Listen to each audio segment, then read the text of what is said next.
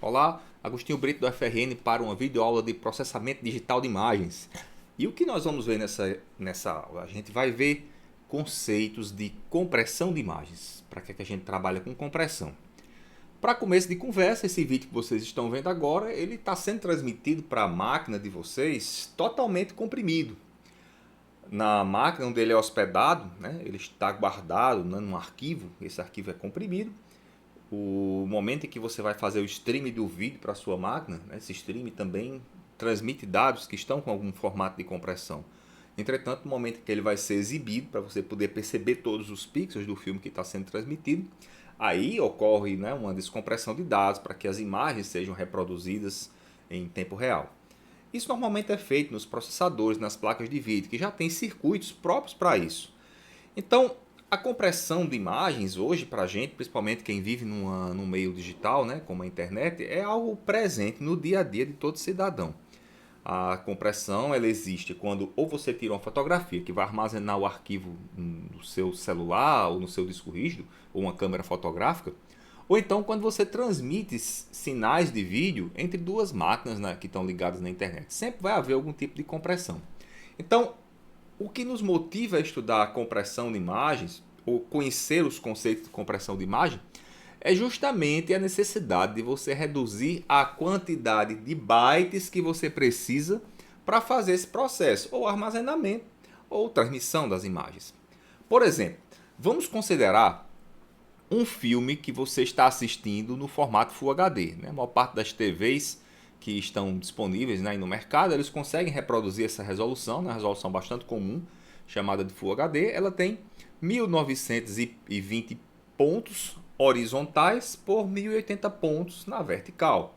Então essa é a resolução das imagens, né, que você tem gravadas. Por exemplo, esses vídeos que eu estou gravando dessas aulas, eles são gravados nessa resolução. É uma resolução boa, né, agradável para os olhos humanos, e você consegue perceber uma quantidade de detalhes muito grande. Mas tem um problema para você conseguir reproduzir um vídeo com essa resolução. É a taxa de transmissão que você precisa, ou a taxa de quadros que você precisa para armazenar essas imagens. Se você não usasse compressão, quantos bytes por segundo você precisaria transmitir para perceber, né, uma imagem, né, um vídeo nessa velocidade que a gente está transmitindo aqui? 30 quadros por segundo, que é normalmente a taxa de transmissão que é utilizada para vídeos pela internet, é uma taxa bastante comum.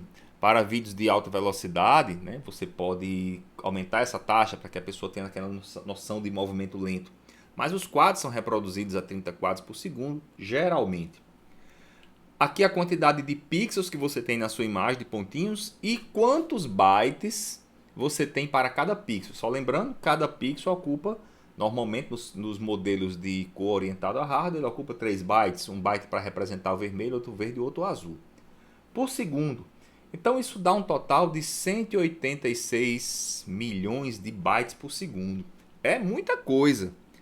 Imagina um filme com a duração média de 2 horas. Quanto você precisaria transmitir, né, para que o filme fosse reproduzido?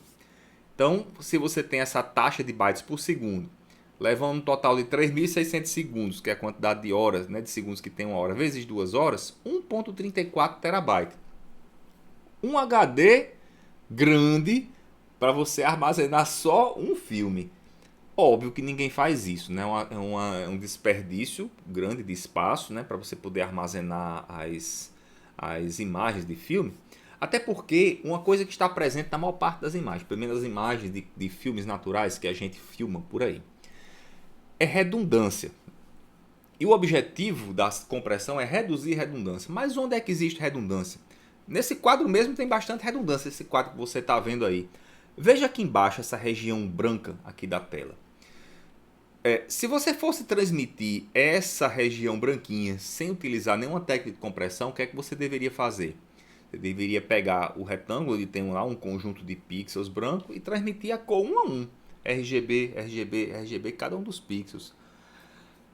Essa é uma das formas de você fazer a transmissão sem a compressão. Como é que você poderia comprimir de uma forma bem simples uma região com um quadrado branco? Você pode dizer o seguinte, olha, o começo do quadrado fica nesse ponto que está aqui, né? Esse pontinho, esse ponto ele está numa determinada posição, que tem coordenadas x e y. A largura do retângulo é tanto e a altura é quanto. Então tem uma largura por uma altura. E transmita esse retângulo. Então você só precisa das seguintes informações. Dois inteiros, né, ou para guardar a posição de onde está o canto superior do retângulo, mais dois inteiros para guardar a largura e a altura do retângulo, e a cor do retângulo, que é branco. Dá para transmitir com mais três inteiros. Então você precisaria dois inteiros, mais três inteiros. Você precisaria de um total de 7 inteiros para fazer a transmissão. Se você usar um short int, você usa 2 bytes para fazer essa transmissão. É uma quantidade muito pequena de bytes se você tiver essa condição acontecendo. Normalmente a gente não tem a maior parte das imagens formadas por retângulos brancos como esse, ou retângulos de cores parecidas. Então, o que se precisa é encontrar técnicas que consigam fazer a transmissão de dados ou armazenamento de dados usando compressão. E para isso, as pessoas criaram duas possíveis abordagens. Existe uma quantidade enorme de abordagens para fazer compressão de imagens.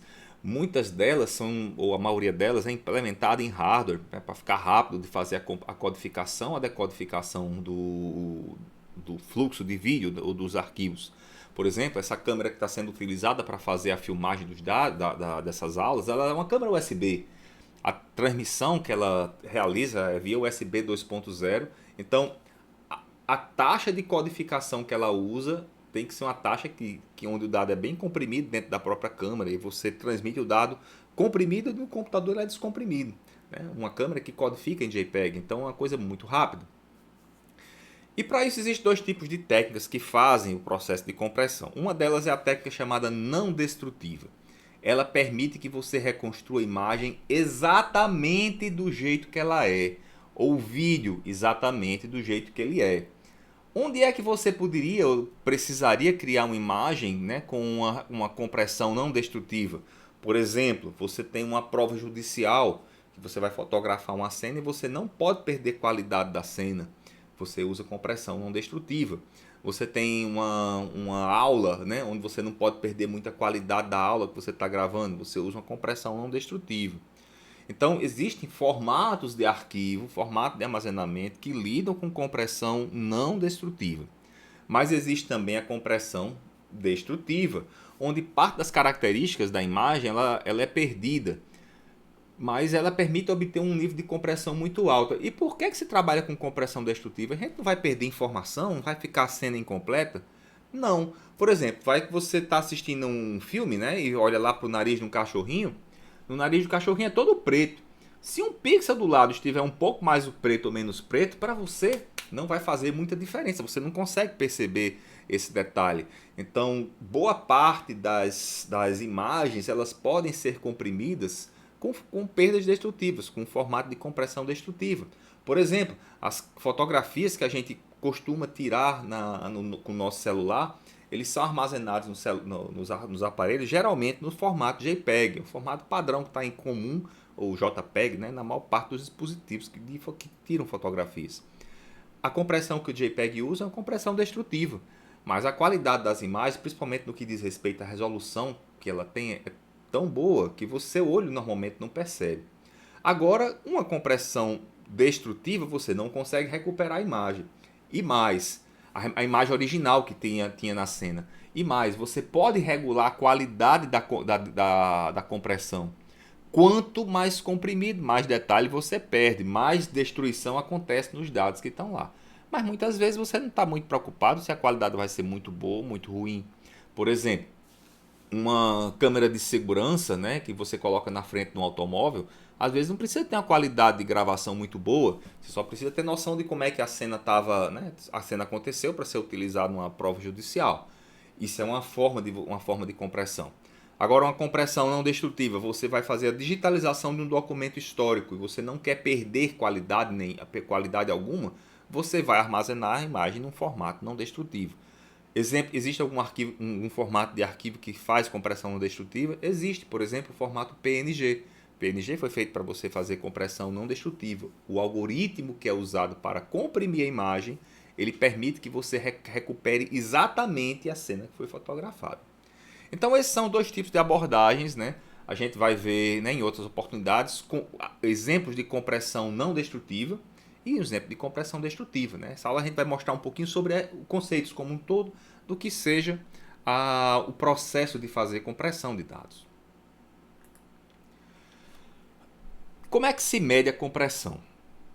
Normalmente a gente trabalha com medida de compressão utilizando alguma grandeza matemática. Uma delas é a relação entre quantidade de bits que você usa para fazer a compressão de um determinado arquivo. Por exemplo, se você tem duas representações da mesma informação, diz-se que a taxa de compressão é dada pela relação entre uma informação, a quantidade de bits de uma informação, e a quantidade de bits de outra informação.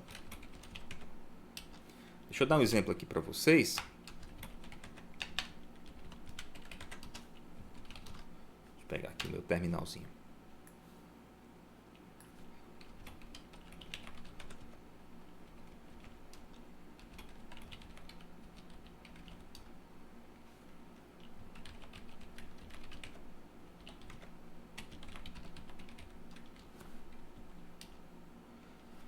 Pronto.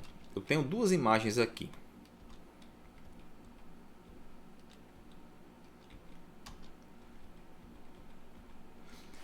A imagem biel.jpg e a imagem biel.png. É uma imagem do meu filho, né, do garotinho. Duas representações da mesma imagem. Biel.png é a imagem não comprimida com perdas. Ela foi comprimida sem perdas, nesse formato que tem aqui. E biel.jpg é a imagem com compressão com perdas, né? Um formato JPEG. Presta atenção quantos bytes eu utilizei para armazenar biel.jpg e quantos bytes eu utilizei para armazenar biel.png. A quantidade de bytes do JPEG é praticamente metade da quantidade de bytes que eu preciso para armazenar biel.png. Vamos mostrar as duas imagens? Display biel.png, display biel.jpg.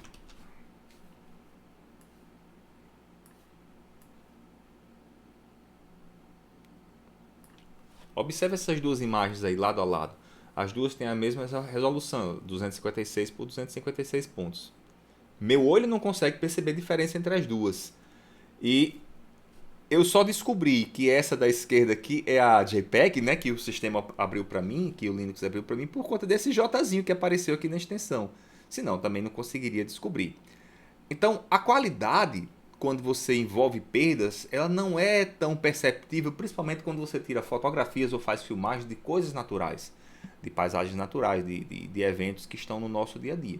Então, a taxa de compressão ela é dada por essa relação entre duas representações da mesma informação.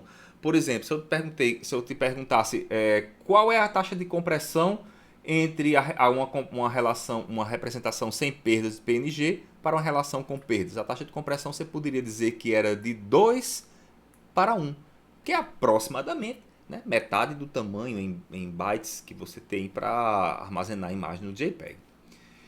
Então, o que significa isso? Uma taxa de compressão de 15, uma taxa de compressão de 2, significa que para cada byte da representação n', você precisa de 15 da representação n.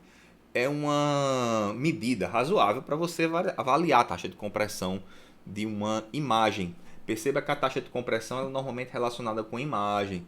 Né? Os algoritmos conseguem taxas maiores ou menores, mas você não vai fixar a taxa de compressão com relação ao algoritmo, porque a compressão da imagem é muito dependente do dado que tem dentro dela, da imagem que tem dentro dela.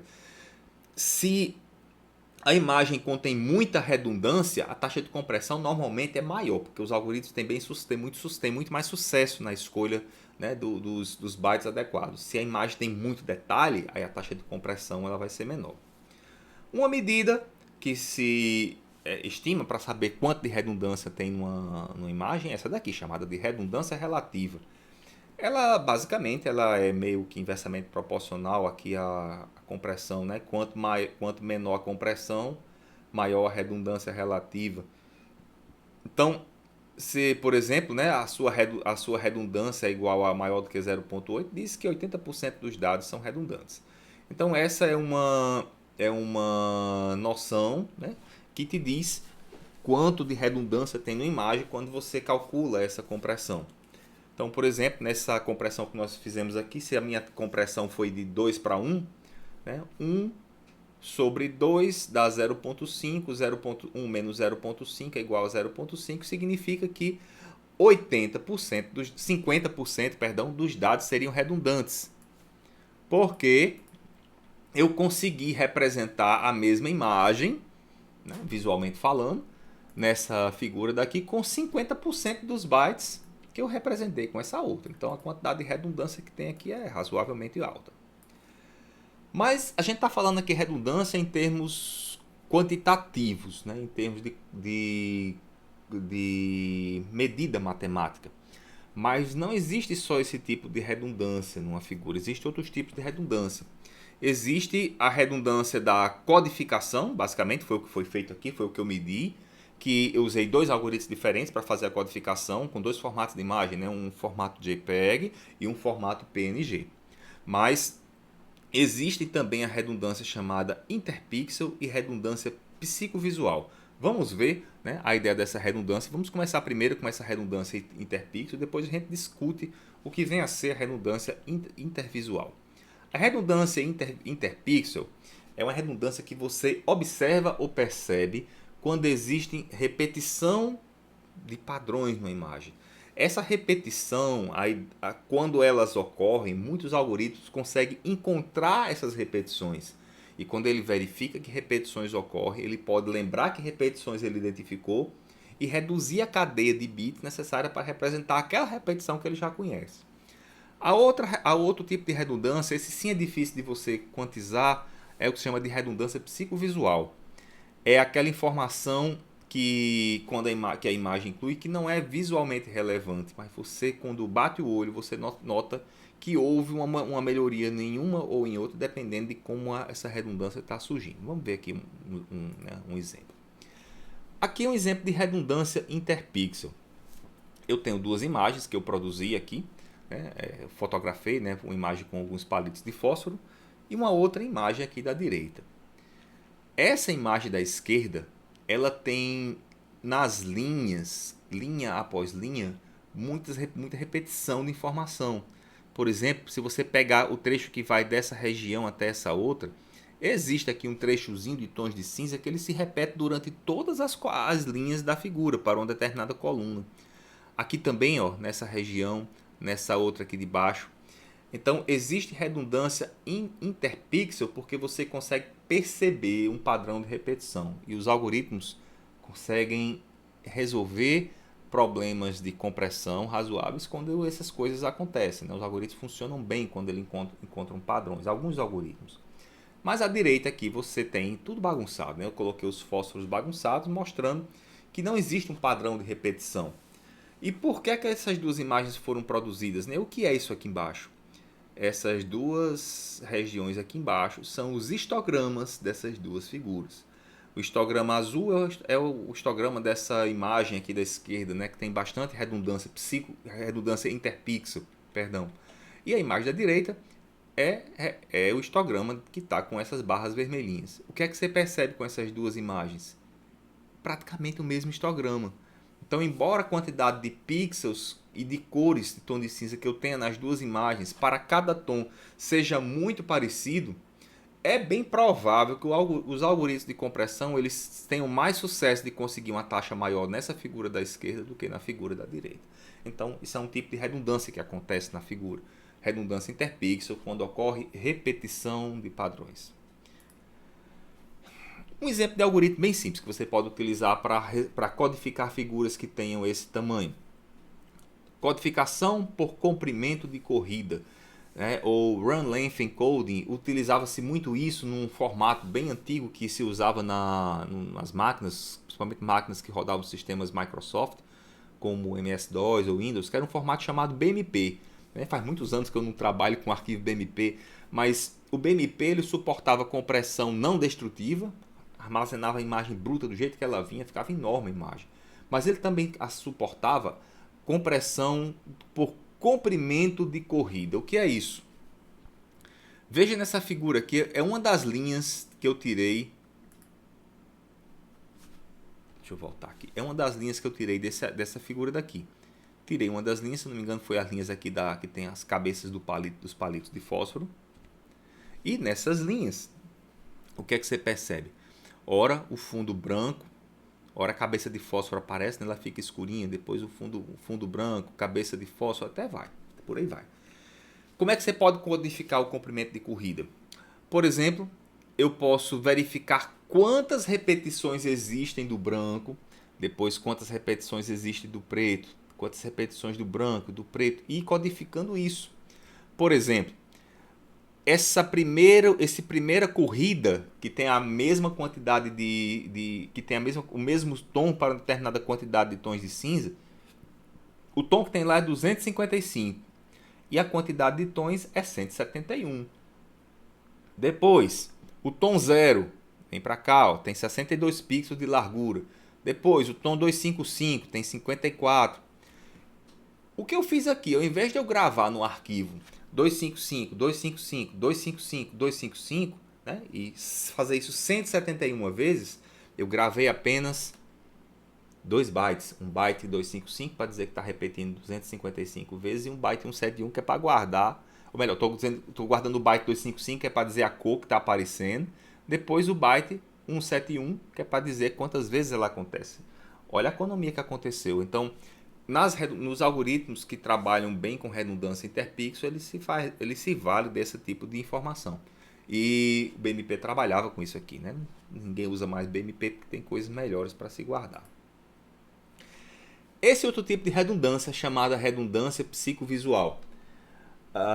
O nosso olho, né, o olho humano, quando ele vai perceber tons ou perceber padrões, a gente normalmente integra, né, tudo que você percebe e diferenciar pixels vizinhos que tem uma quantidade muito pequena de tons de cinza de diferença, a gente não consegue perceber. E quando essas diferenças elas se misturam em alguma região, ainda que elas sejam um pouco elevadas, seu olho também não consegue perceber. O que é que você está vendo aqui nessas duas imagens? Eu tenho a imagem da esquerda, que é uma imagem que foi produzida com 8 bits. Ela tem 256 tons de cinza ao todo, que vão do 0 a 255, pulando de 1 em 1. Nessas duas imagens aqui da direita, eu reduzi de 8 para apenas 4 bits. Então agora você vai de 0 até 255, mas você utiliza apenas 4 bits para codificar essa faixa. Então você tem o 0, não tem nenhum, nem o 2, nem o 3, então você vai ter um valor lá em cima que representa, né, o equivalente ao próximo tom de cinza. Agora, olhando para essas duas imagens, você consegue perceber alguma coisa na imagem do centro que não se percebe na imagem da direita? Eu vou te mostrar dessa maneira para ver se você consegue perceber melhor.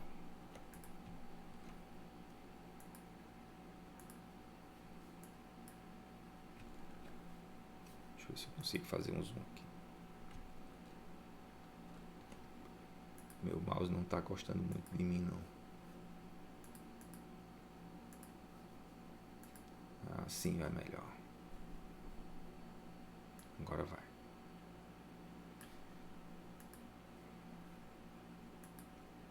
Está aqui com 800%. Pronto. O que é que se percebe nessa figura da esquerda que não se percebe muito bem na figura da direita? Nesse zoom você talvez até consiga perceber, mas no outro que tinha você não percebia não. É esse efeito aqui, ó. Falso contorno. O falso contorno é quando você pega uma quantidade de níveis de cinza muito grande e você quantiza de forma que a diferença entre uma tonalidade e a tonalidade seguinte ultrapassa 8 tons de cinza numa escala de 0 a 255. Aí o seu olho bate e consegue perceber. Aqui você está percebendo, né, o efeito do falso contorno. Se eu diminuir um pouco a resolução, você continua percebendo o falso contorno aqui, né, essas linhas acontecendo. mas na figura da direita você não percebe. Não consegue perceber. E quando eu apresento aqui a imagem como um todo, aí é que fica melhor a exibição dessa figura da direita. Mas o que interessa é que essas duas imagens, a do centro e a da direita, elas têm exatamente a mesma quantidade de bits na representação dela. São apenas 4. Mas você diz que a imagem da direita está melhor. Por quê? Porque o teu olho, quando ele integra todas as regiões da imagem, te dá a impressão de que não existe falso contorno. Isso é uma redundância que normalmente quem consegue perceber é o olho humano. A máquina, né, ela tem dificuldade em perceber porque praticamente o que é que ela vai utilizar para medir diferença? Ela vai utilizar as diferenças entre essa imagem e a imagem da direita, e a imagem da esquerda. Isso é uma medida matemática. Né? Já esse tipo de codificação, de redundância psicovisual, né, ela já não consegue perceber muito bem. Né? Encontrar algoritmos que façam isso, né, pode ajudar esse tipo de codificação. Como é que você verifica, como é que você mede redundância? Né? Existem algumas formas de você estimar. Né? Se os tons não acontecem com a mesma frequência, o que é que normalmente você busca? Os tons que têm uma probabilidade maior de acontecer, você vai codificar com menos bits. E aqueles que têm uma probabilidade menor de ocorrer, você vai codificar com mais bits. Por quê? Se um tom ocorre muito na imagem, né, digamos que o tom 280 ele ocorre bastante numa figura, ao invés de você utilizar 8 bits para codificar o tom, a gente agora está falando mais de byte, não é de bit. Se você usa 8 bits para codificar o tom, você vai ter uma taxa de compressão.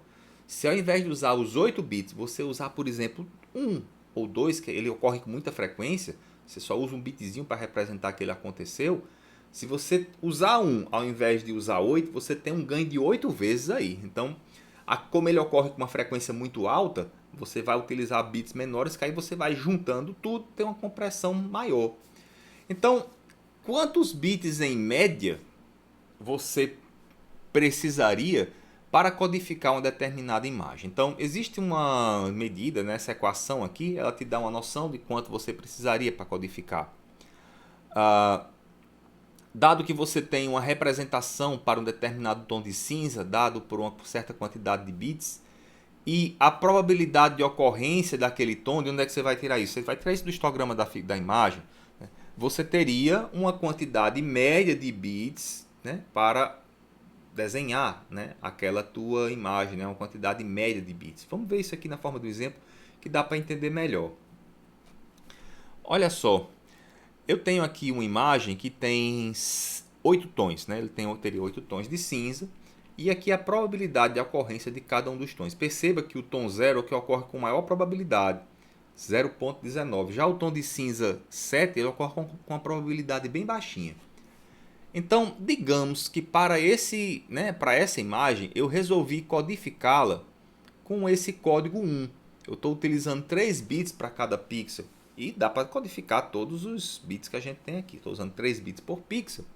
Com o código 1, todos os códigos, todos os pixels, todos os tons de cinza serão codificados exatamente com a mesma quantidade de bits.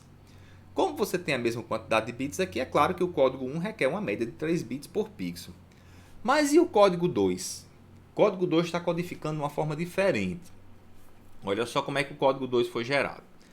Eu estou utilizando uma quantidade menor de bits para aqueles tons que têm uma probabilidade maior de acontecer. E estou utilizando quantidades maiores de bits para os tons que têm uma probabilidade menor de acontecer. Então, aqui eu tenho a quantidade de bits que eu uso para esses tons e as suas probabilidades. Lançando as probabilidades e a quantidade de bits naquela equação que a gente mostrou, né, lá no último slide, a gente tem essa taxa, 2,7 bits por pixel. É uma taxa menor. Né? Não foi tão menor, mas foi menor. E eu posso utilizar essa codificação, na sequência de bits que eu pegar, eu consigo decodificar também. E aí, como é que é a taxa de compressão, né, que eu tenho? A taxa de compressão, se eu utilizasse o código 1, né, ao invés de usar 8 bits por pixel, só utilizasse 3 bits, né, por pixel, teria uma taxa de compressão de 2,96, né? Ou melhor, uma taxa de compressão de 8/3. Se eu utilizar o código 2, olha quanto é a minha taxa de compressão, 2,96. O que significa isso? É que cerca de 66% dos dados era redundante para essa, né, essa sequência de pixels que aparece aqui. Eu só tenho imagem que tem 7 tons de cinza. Eu não precisaria dos 256 tons para representar apenas 7 tons. Tem muita redundância. Então, esses processos de codificação, eles podem ser tratados e normalmente codificação com códigos de cadeia variável geram taxas de compressão bem melhores, né? Como é que você pode medir fidelidade? O quão uma compressão é boa? Uma das medidas é o que se chama de erro médio quadrático, né? Basicamente, você vai pegar a tua imagem original, subtrair da estimativa da imagem, ou da imagem comprimida, né, e descomprimida, né? Você comprimiu e descomprimiu, né, para a tua figura, e calcular essa diferença, né? A imagem restaurada da imagem original. Essa medida de erro vai dizer se o algoritmo é bom ou razoável, pelo menos do ponto de vista matemático. É uma das medidas que o pessoal usa bastante. E como funcionam os modelos de compressão? Essa é a ideia da compressão em si. Mas e os modelos? Como é que eles operam? Os modelos, normalmente, eles trabalham com duas sequências, né? Um codificador e um decodificador. O codificador é aquela ferramenta, né, computacional que vai pegar a imagem bruta, gravada em matrizes dentro da memória da máquina, e vai gerar um conjunto de símbolos para serem lançados em um canal. O que é o canal? O canal é ou um arquivo que você vai armazenar em disco, ou então um stream de vídeo, né, que você vai lançar aí na tua rede. Ou então pode ser uma mistura das duas coisas. Mas em todo caso, o codificador ele passa aqui por uma série de etapas. Algumas etapas elas podem ser opcionais, mas algumas delas são obrigatórias. A primeira etapa é a etapa chamada de mapeador. Essa etapa ela é obrigatória.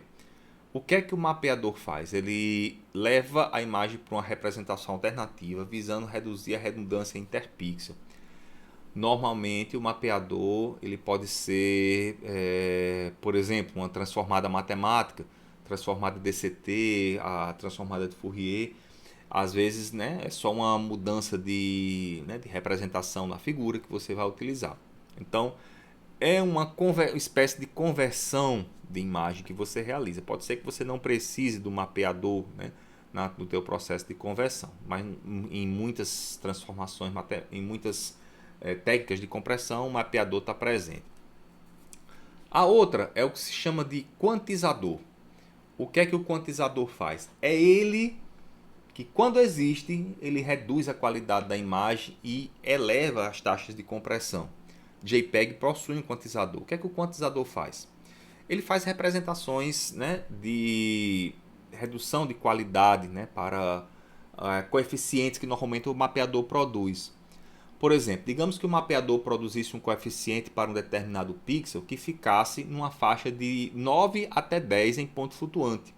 Então 9, 9.1, 9.2, 9.37. O que é que o quantizador vai fazer? Ele vai pegar aquela faixa, né, aquela faixa de valores, né, que está entre 9 e 10 e levar ou para 9 ou para 10. Ele arredonda. Quando você arredonda, faz esse arredondamento, você tem a possibilidade de usar menos bits para fazer a representação do inteiro aqui ou aqui do que um ponto flutuante durante toda a faixa. Então essa é a ideia do quantizador. E finalmente, depois que você quantizou, você faz a codificação de símbolos. O que é a codificação de símbolos? É pegar a saída do quantizador, por exemplo, um número inteiro, e verificar se aquele número inteiro ele ocorre com mais ou com menos frequência na tua imagem, e aí utilizar menos ou mais bits para fazer a codificação. Finalmente, lança no canal. Esse é o trabalho do codificador, né, no teu processo de compressão. No processo de descompressão é o contrário, você tem um decodificador Quem é que executa o decodificador? Por exemplo, é a máquina que você está usando para ver esse vídeo. Ele recebeu o fluxo de vídeo, né, que foi codificado, né, e transmitido para você através, né, de uma outra máquina. Quando você abriu o fluxo de vídeo, você está decodificando o vídeo. Quando você fez o download de um vídeo na internet e você vai exibir o vídeo, vai verificar, a tua máquina ela decodifica o arquivo e depois exibe o vídeo para você. Então ela lê do canal o fluxo de bytes, decodifica os símbolos. O que é decodificar? É fazer o processo inverso do que o codificador fez. Por exemplo, se o codificador lá pegou um tom de cinza igual a 200 e transformou isso em 2 bits, 0, no decodificador, quando ele pegar a sequência 0, ele transforma esse 0 no inteiro 200, que é para poder fazer a exibição daquele tom de cinza para você. Então, essa tarefa do decodificador. Decodificou, você realiza o mapeamento inverso para poder recompor a imagem original. Por exemplo, se no codificador você usou a transformada de Fourier, né, ele vai te levar aqui para um outro espaço. No decodificador você vai realizar a transformada de Fourier inversa para poder recuperar aquela imagem. Então, quando você trabalha com técnicas de compressão sem perdas, não há necessidade do quantizador. Ele normalmente não existe, porque você não vai perder informação. Então, as operações que são realizadas pelo codificador de símbolos e pelo mapeador são reversíveis. Então, o que você faz no mapeador, você consegue desfazer. O que você faz no codificador, você consegue desfazer no decodificador. E qual a quantidade mínima de dados que você precisa para representar uma informação? Você pode pensar algumas técnicas, mas uma das que se usa bastante é o conceito de entropia. Ele dá uma noção de acordo com a probabilidade de ocorrência dos símbolos, né, que você extrai aí pelo histograma da figura. Dá uma ideia de quantos bits por pixel você pode precisar para representar a informação. Ela é dada por essa expressão, onde P é a probabilidade de ocorrência de um tom, né, de um tom de cinza, no caso de uma cor. Né. Você pode pegar os histogramas das 3 componentes de cor. E o histograma, né, é o que te dá essa probabilidade. A entropia pode ser usada para isso. Por exemplo, qual a quantidade de informação que tem presente nessa imagem? Como é que você pode medir a entropia dessa imagem para descobrir quantos bits por pixel você precisaria para fazer essa codificação? Então, se você não usasse redundância, tiver a informação de redundância, que tem redundância aqui. O que é redundância? Por exemplo, tem um 21 ao lado de um 21. Tem outro aqui. Tem outro 21 ao lado do outro 21. A sequência 21, 95, 69, ela existe 4 vezes. Então isso é redundância, né? Coisas que se repetem. Se você não usasse redundância, 8 bits por pixel. Mas você pode fazer a medida de entropia para ter noção de quantos bits por pixel você precisaria, né, utilizar para não trabalhar com redundância, né? Ou para considerar a redundância no processo de codificação. Por exemplo, utilizando estimativa de primeira ordem. O que é isso? Você vai utilizar um símbolo para cada tom de cinza. Onde tiver 21, eu vou utilizar os 8 bits que eu preciso para representar o 21. Não, posso usar uma quantidade menor de bits. Para representar o 95, eu vou precisar de todos os 8 tons de cinza? Também não. 169 também não. 243 também não. Então, se eu utilizar um símbolo para cada tom de cinza, eu precisaria, né, de uma quantidade menor de bits. Fazendo uma estimativa aqui, por exemplo, tem 21 pixels do tom de cinza 21, 4 do 95, 4 do 169 e 12 do 243. Aqui suas probabilidades de ocorrência, que, né, você estima aí com o histograma na faixa de 0 até 1, e aplicando as probabilidades naquela equação do cálculo da entropia, você tem aqui uma aproximação. Você precisaria de cerca de 1,81 bits por pixel para representar essa figura. É mais ou menos isso aí. Perceba, você não só tem 4 tons de cinza nessa figura, nessa daí. Se você só tem 4 tons de cinza, quantos bits você precisa para representar esses 4 tons? Você precisa de 2 bits. 00, 01, 10, 11. Dá aproximadamente, né, essa sequência aqui, 2 bits para representar cada pixel. Então essa medida te dá uma ideia de quantos bits por pixel você precisaria para representar aquela sequência. Isso utilizando um símbolo, por exemplo, 00, 01, 10 ou 1 para cada um desses pixels que tem aqui. Se você usar a estimativa de segunda ordem, o que é que segunda ordem? Você vai utilizar o conceito de vizinhança. Por exemplo, você vai pegar um pixel, o pixel que está ao seu lado, né? No caso, por exemplo, à sua direita.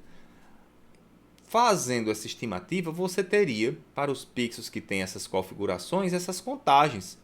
E aí, com essas contagens, você teria as probabilidades e olha quantos bits por pixel você precisaria, uma quantidade menor. Então, com a quantidade menor de bits por pixel, você consegue fazer codificações mais eficientes. Então, essa é uma estimativa, né, do tipo de compressão que você pode alcançar. E se você utilizasse estimativa de terceira ordem, né? Por exemplo, aqui uma estimativa de terceira ordem, você poderia usar a sequência 21, 21, 21, ou 21, 95, 169, ou 169, 243, 243. Dá para usar? Dá. Só que o que acontece?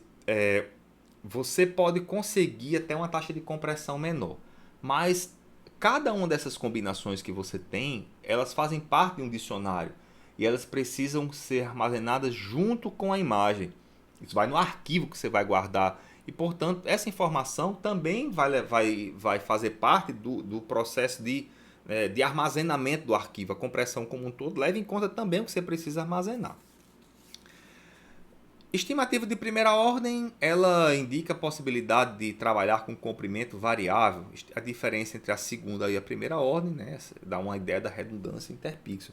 Então, normalmente, a maior parte das técnicas de compressão ou trabalham com estimativas de primeira ordem ou estimativas de segunda ordem. Isso se você não quiser, né, levar algum tipo de perda.